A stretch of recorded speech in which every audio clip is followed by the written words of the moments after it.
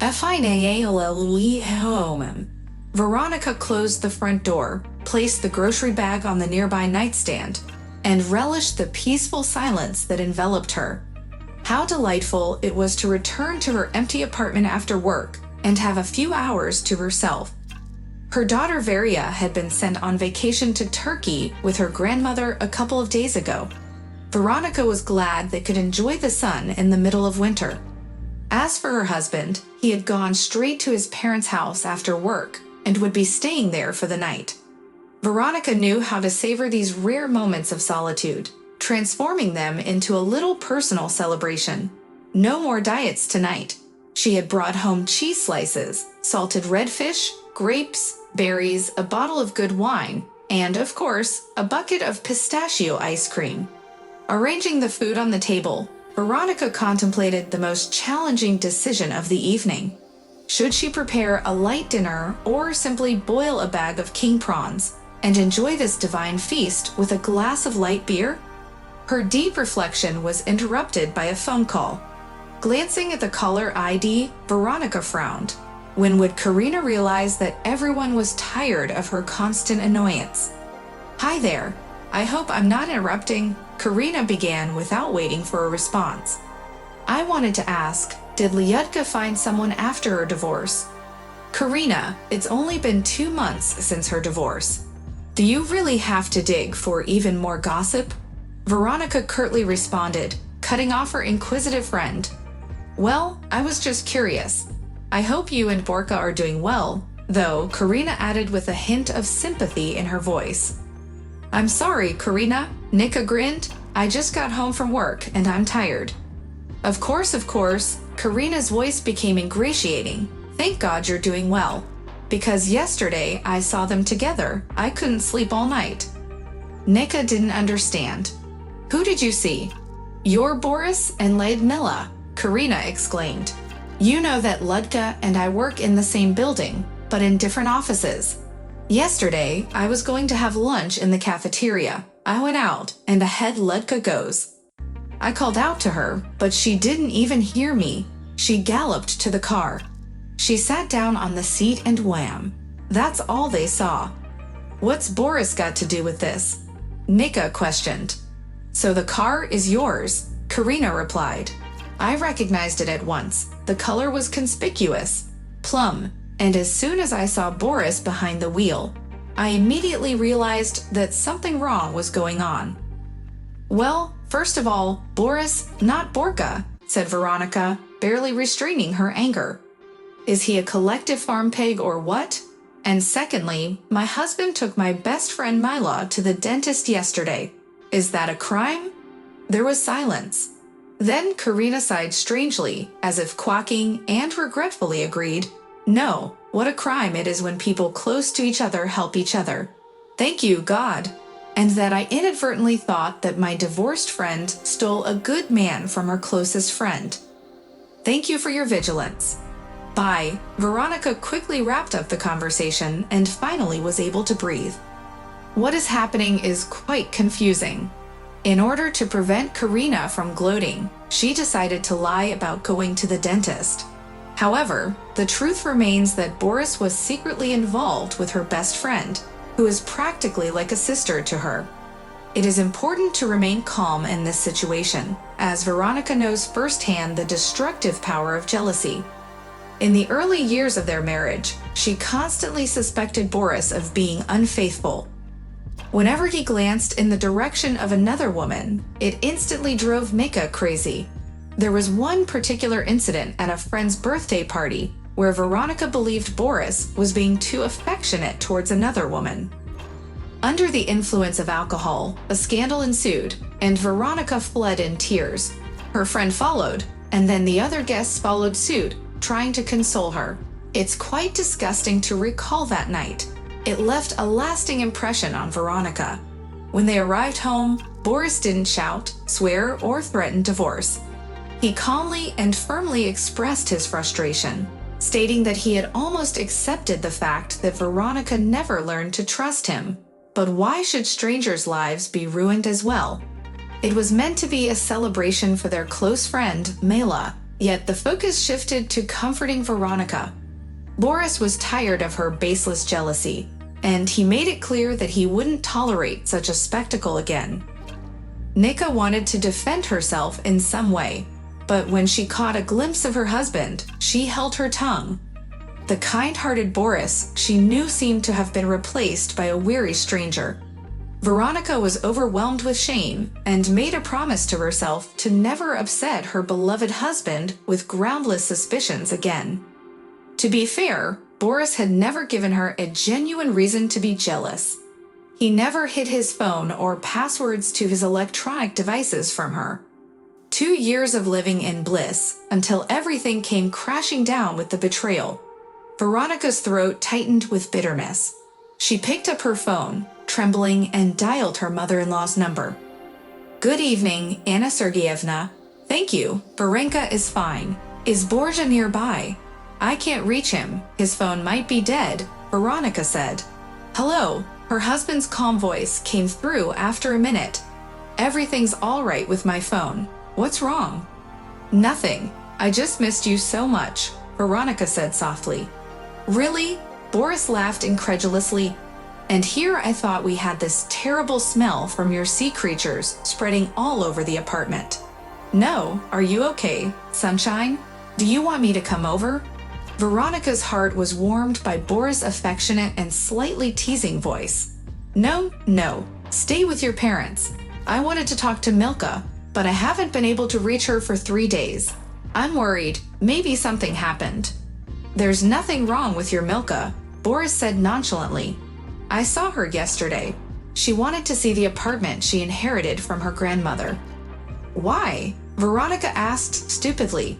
"To assess the situation, plan the repairs, calculate the costs. My firm will handle all of that. Plus, you'll get a discount for your friend," Boris explained sincerely. Borja started to provide more details, and Nika found the conversation about other people's repairs surprisingly interesting. After speaking with her husband, Veronica hurriedly called Milka to reconcile their statements. "Hello, my love. I haven't heard from you in 3 days," Veronica greeted. "Hi, and I was just about to call you," her friend exclaimed. "I sent Seryoshka to my ex-husband for the weekend, and I already miss him. Can you imagine? You don't know how to enjoy the long-awaited freedom. I'm alone too." "Borja went to visit his parents," Veronica replied. Mila didn't react to the message, so the friends continued their conversation. Veronica cautiously initiated a secret interrogation. "I keep forgetting to ask, are you planning to sell your grandmother's apartment or rent it out to tenants?" Veronica asked. "Rent it out, of course. Why would I sell? Sergey will grow up, get married, and having an apartment in a good neighborhood will be convenient. But I won't let anyone in until spring. We need to make the place presentable. Boris assessed everything yesterday, and it's going to cost a fortune to renovate," Mila explained. "And you met with Boris yesterday?" Nika exclaimed in surprise. "He didn't tell you. I guess he assumed I would have already informed you," Mila chuckled. "Nika," a concerned inner voice whispered softly, "you've been a bit slow with your report." Unaware of her friend's distress, Mila continued, "Svetka visited me today.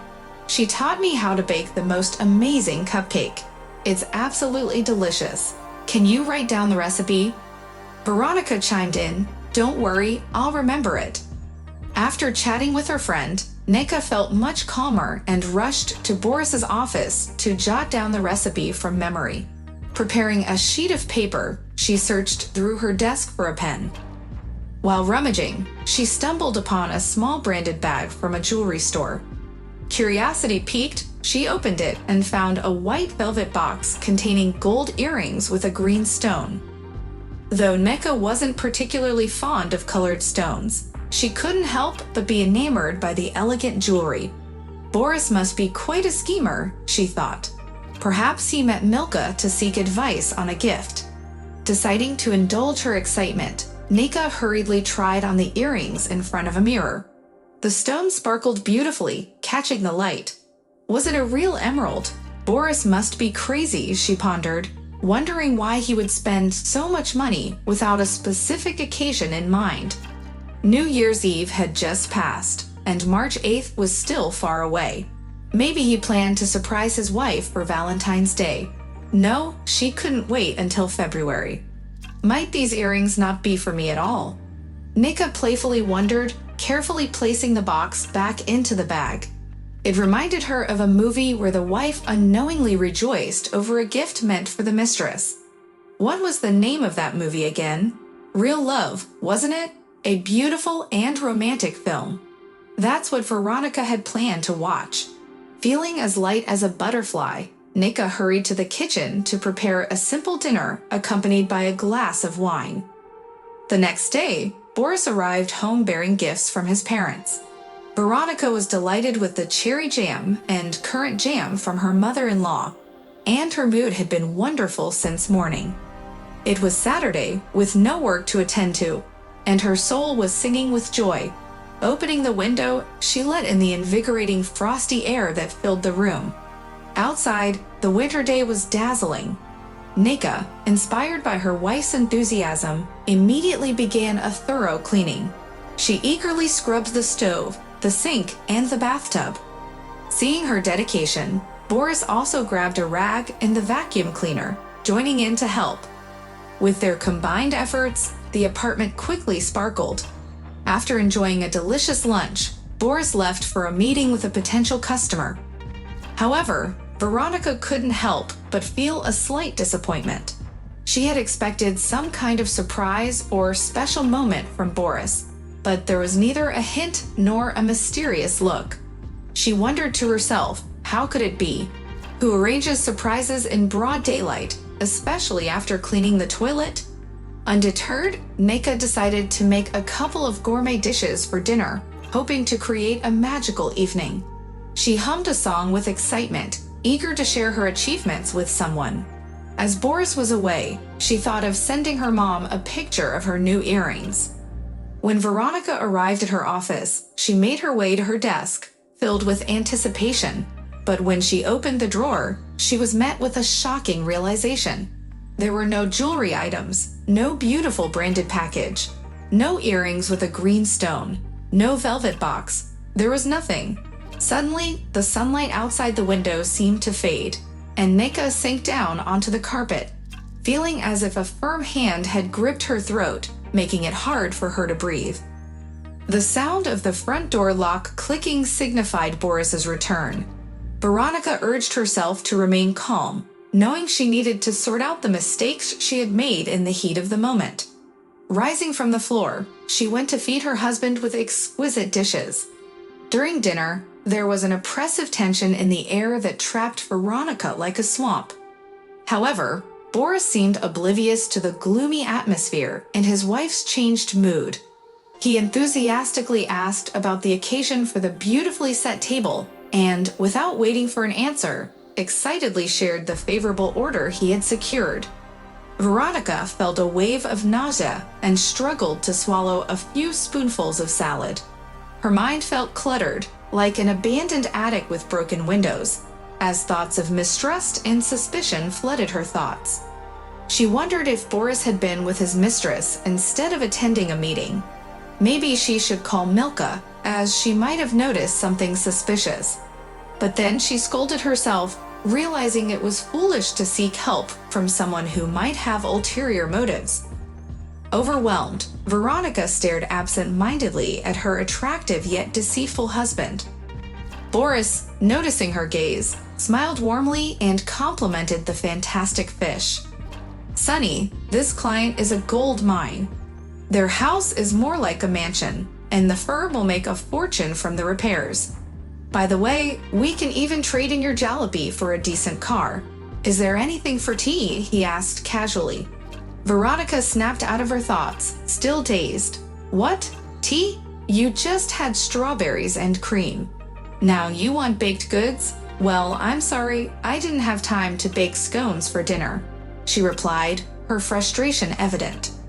"I meant just a plain cookie or cupcake from the store," Boris said, surprised. "You make it seem like you're baking all day, every day." "I work too, you know," he added. Or are you implying that I can't handle dough? And what about the cinnamon pretzels? I can hardly remember what they taste like. Boris chuckled good-naturedly. Nikush, when did I ever ask you to stay at the stove? I know you're busy with your lessons. You can say that again, retorted Veronica. I may not be the best homemaker, but you're not exactly on top of things either.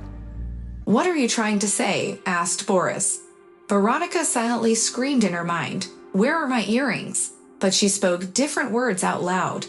It's been 2 months, and you still haven't hung a shelf in Veryashka's room, she complained. Boris muttered back, feeling annoyed. You should have called a professional a long time ago. I don't even have a drill. I'll buy one and hang the shelf for you.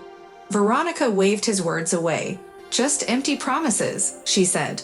By the way, who said those famous words? Boris looked puzzled.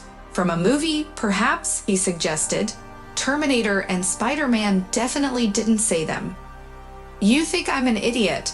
Boris was starting to get angry now. Veronica smirked wryly. No, not them. It was Hamlet who said that. Shakespeare. And here I thought you were the one with a degree in philology, Boris retorted. Who reads Shakespeare these days? I have a degree in construction. You really should diversify your reading. Perhaps delve into Russian classics once in a while, she insisted. Why not start with Oblomov? There's a lot of insight about your fellow couch potato in there. Screw you, sunshine. Boris exploded, pushing back from the table. To hell with you. Her husband stormed into the hallway, snatched his winter coat from the rack, and stormed out of the apartment, the door slamming shut with a resounding crash. Go on your own. Veronica shouted after him, her voice breaking as tears welled up in her eyes. In a fit of tears, she dialed her mother's number in Turkey. He was genuinely at a business meeting, Irina Petrovna reassured her daughter. Veria and I video called him at that very moment. You can trust me on this. Mom, you always defend your beloved Borenka, Nika protested. Where did the earrings disappear to? I'm telling you, they're missing. Why assume he took them? Her mother remained calm. Maybe he just stored them in a safe place. I'm sorry, dear, but you tend to poke your nose where it doesn't belong, and Boria knows it well. Why didn't he give me the earrings during dinner? Nika sobbed, feeling like a child despite her adult years. You yourself said there was no occasion for a gift. Perhaps he's planning a surprise for Valentine's Day. He had some extra money, so he bought them. Either ask him directly or stop torturing yourself. Jealousy truly is a green-eyed monster. Who said that? Nika wondered, wiping away her tears. It's Shakespeare, my poor philologist, her mother replied. It's a shame not to know. Now, Veronica, don't mess with my head. When Boris arrived home, he found his wife, Nika, in a much calmer state. She was now grappling with a deep sense of guilt and sought to make amends. As an act of apology, she decided to bake cinnamon pretzels. Entering the kitchen, Boris placed a large, heavy box on the table.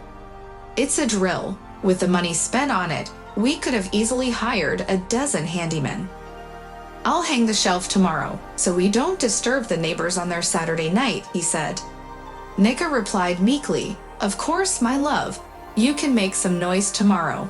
Maybe I'll prepare some tea and pretzels. The next morning, Nika awoke to the sound of a drilling noise. Boris was diligently hanging a shelf in their daughter's room. Surprised by how early Boris had started, Nika stretched contentedly and glanced at the clock. Wow, it's already 11 o'clock. I slept so well. I'll go make some coffee now. Putting on her robe and slipping into her fluffy slippers, Nika noticed that the unpleasant sound from before had ceased. As she walked down the hallway, she overheard Boris talking on the phone. I'd love to, but only in the afternoon, all right? I have some reports to deal with, or else I'll be drowning in paperwork. How about 4 o'clock p.m.?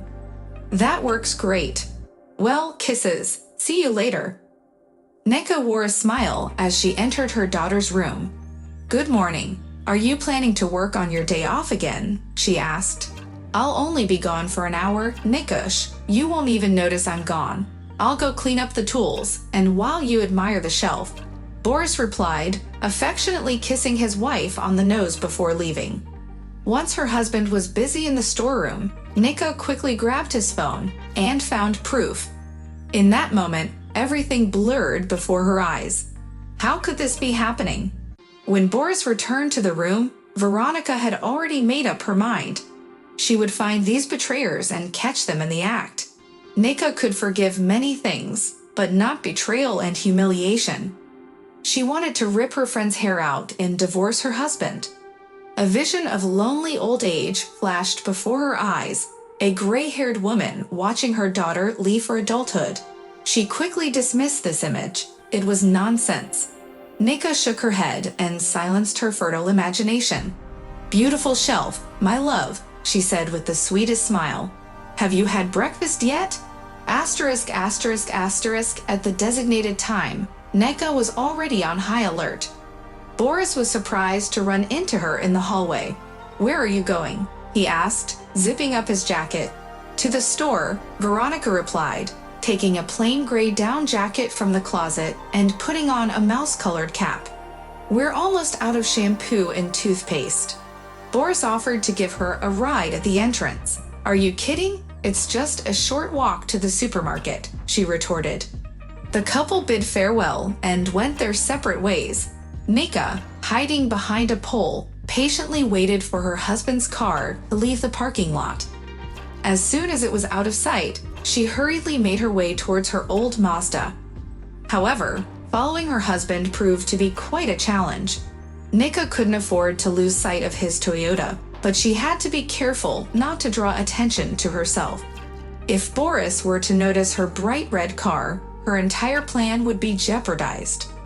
She cursed herself for choosing such a conspicuous vehicle, especially when she was dressed in gray from head to toe. Desperate to avoid being recognized, Nika even contemplated disguising herself with a fake mustache. With her heart racing, Nika found a parking spot and squeezed her red Mazda into it. She didn't have to wait long before Milka, her husband's mistress, emerged from the subway station. Dressed in a new fur coat and fashionable boots, she sauntered towards Boris' car, much to Nika's dismay. Their surveillance continued as the couple made their way to a jewelry store. Nika anxiously waited for them to exit, wondering if Mila was unsatisfied with the earrings, or if she was demanding another piece of jewelry like a demanding princess. Finally, the couple reappeared, and Mila couldn't take her eyes off the open velvet box in her hands, much to Nika's disdain. Misfortune struck Nika unexpectedly.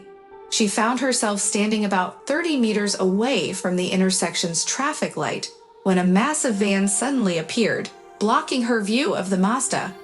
As the light turned green, Nika was unsure which way Boris's car had turned. Alongside this, her friend's ex-husband had taken her son, offering Nika and her lover the chance to spend time alone in Mila's vacant apartment. However, their blissful escape was short-lived.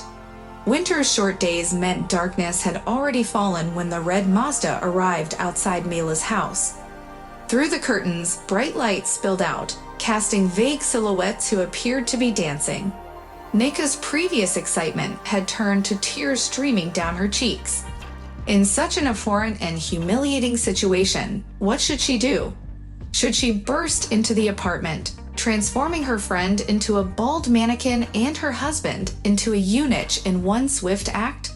Or should she simply gather his belongings into suitcases and leave them in the hallway, attempting to salvage a shred of dignity? Veronica wasn't afraid of being seen as a scandalous woman. She would have easily wreaked havoc in Mila's cozy apartment if she wasn't so afraid. Fear and heartache consumed her, witnessing the betrayal firsthand. The lights in Mila's bedroom suddenly went out, prompting Nika to abandon rational thinking. She leaped out of the car, swiftly ascended the 4 flights of stairs, and began frantically pounding on the door. "Nika, what's wrong?" Mila asked, her voice filled with concern as she clutched the door with one hand while her other hand held an open silk robe. "Is there something wrong with your daughter, Nika?" Veronica forcefully pushed Ludmila aside and made her way to the bedroom. Nika, struggling to catch up with her friend, exclaimed, "Are you crazy? Shoes in the bedroom. What's happening?" Veronica ominously replied, "You'll find out soon enough." She opened the bedroom door and stood frozen in shock. A strange man sat on the bed, his shirt unbuttoned. It was a nightmare come true. "Hello," Veronica greeted him politely, feeling a wave of embarrassment wash over her. She hurriedly passed Mela and left the stranger's apartment. As she descended the stairs, an angry voice echoed behind her.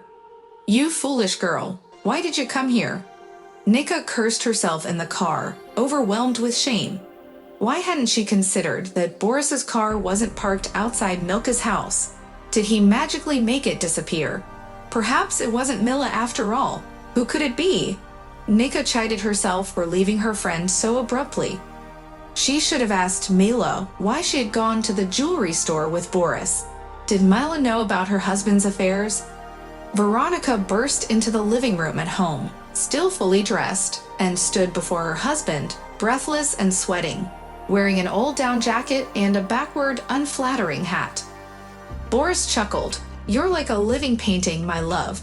Where have you been wandering? I've been eagerly awaiting your return. So, what do you think of all this?" The room was bathed in soft, dim lighting, and gentle music played in the background. On a low table set for two, there was a bottle of Veronica's favorite wine, an array of cheese, fruit, and a white velvet box. Veronica felt a sudden rush of realization. "I must have been such a fool," she muttered, shedding her outerwear and making her way to the table. "Borka, this is a delightful surprise, isn't it?" "Thank you, my dear," she said, reaching for the velvet box. What was this? White gold earrings adorned with glistening, clear stones. She was about to lose her composure. "These are different earrings," Veronica said gloomily. Boris, oblivious to her confusion, replied cheerfully, "Of course they are. Aren't they beautiful? Milka assured me that you'd love them." Veronica was perplexed. What does she have to do with this? Her husband's face lit up as he explained. "There's quite a story behind this. When we visited her grandmother's apartment, I mentioned that I wanted to buy you some jewelry, just because, without any special occasion. Mila remembered that you had been longing for earrings for a while, so she helped me pick out a lovely pair with emeralds. I was planning to give them to you on Saturday." Veronica couldn't help but ask, "Why didn't you?" "Listen to me, sweetheart. On Friday, I was at my parents' house and Mila and I called each other. I sent her a picture of my new earrings and she was really upset. She said you didn't like yellow gold and colored stones, and that you didn't think they looked good on me. So we made a plan to go to the store together and exchange them today. And look, Mila picked out these new ones herself. They're perfect," Veronica whispered, tears welling up in her throat. "These earrings are the most beautiful in the world," she said, kissing her husband. "Bor, can you pour me some wine? Before that, call Mela. She was worried about whether you would like her choice or not." "It'll calm down your dear friend," Boris suggested. "I don't think my dear friend wants to talk to me right now," Nika blurted out without thinking. Boris studied her guilty face carefully. "Nikush, did you do something? Tell me." And with a blush, Veronica confessed all her sins to her husband. To her surprise, Boris didn't get angry. Instead, he looked at her with tenderness and sympathy. "Silly girl," he said, pulling Nika close and kissing the top of her head. "What a nightmare you put yourself through instead of just asking me about the earrings. How difficult could it have been to simply ask? Jealousy is a terrible thing. It consumes a person." "A monster with green eyes," Veronica recalled. "That's what my mother calls jealousy." "Yes, my mother-in-law said the same thing," Boris replied. "No, she didn't say that," Nika corrected him. "Then who did?" Boris asked. "Oh my God," Nika exclaimed, shaking her head. "It was Shakespeare." "Boria, what are you really up to? It's a shame not to know."